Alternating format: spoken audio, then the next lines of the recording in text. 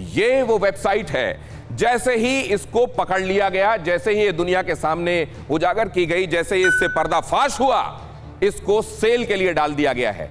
अब ये जो डोमेन है इसको सेल के लिए डाल दिया गया है और यहां आप देख रहे हैं स्टार्ट पेमेंट प्लान। अगर आपको ये खरीदना है तो यूज डोमेन्स में ये अब बिकने के लिए डाल दी गई है। ChinaRevival.com is now for sale. जैसे ही जासूस पकड़ा गया, जासूस को बिकने के लिए रख दिया गया और इस तरीके से, एक तरीके से अपने आप से पल्ला झाड़ने की कोशिश की है। लेकिन अब यह मुमकिन नहीं है। आप ये देख रहे हैं, ये है वो वेबसाइट जिसको अब बिकने के लिए रख दिया गया है। इंटरनेट और सोशल मीडिया के दौर में वार का चलन किस तरीके से है आप जानते हैं कि अब सब कुछ, आप कहीं पर भी, कहीं ना कहीं आप फोन इस्तेमाल कर रहे हैं, कहीं ना कहीं आप ट्रांजैक्ट कर रहे हैं, कहीं ना कहीं आप सोशल मीडिया में या किसी दूसरे डिजिटल प्लेटफॉर्म में आप अपने फुटप्रिंट्स छोड़ देते हैं और फिर वहीं से शुरू होता है आपको मैप करने का सिलसिला, हथियार और सेना के बदले डेटा इंफॉर्मेशन चुराने का खेल। आप जानते हैं यहां काम करने वाली चीनी कंपनियों में जो नॉर्मल एम्प्लॉयज हैं उनको भी ये टारगेट्स देकर भेजा गया था, जिनको पकड़ा गया बाद में कि आप जाइए और हमारे देश के लिए, मतलब चाइना के लिए जासूसी कीजिए। और ये सिर्फ हिंदुस्तान में नहीं है, पूरे पूरे पूरे ग्लोब में चल रहा है।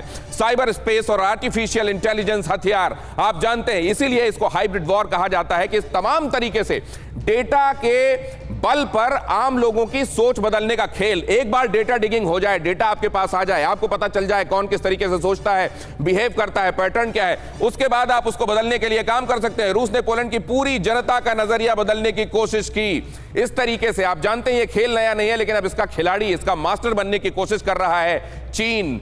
चीनी चोर हर ओर।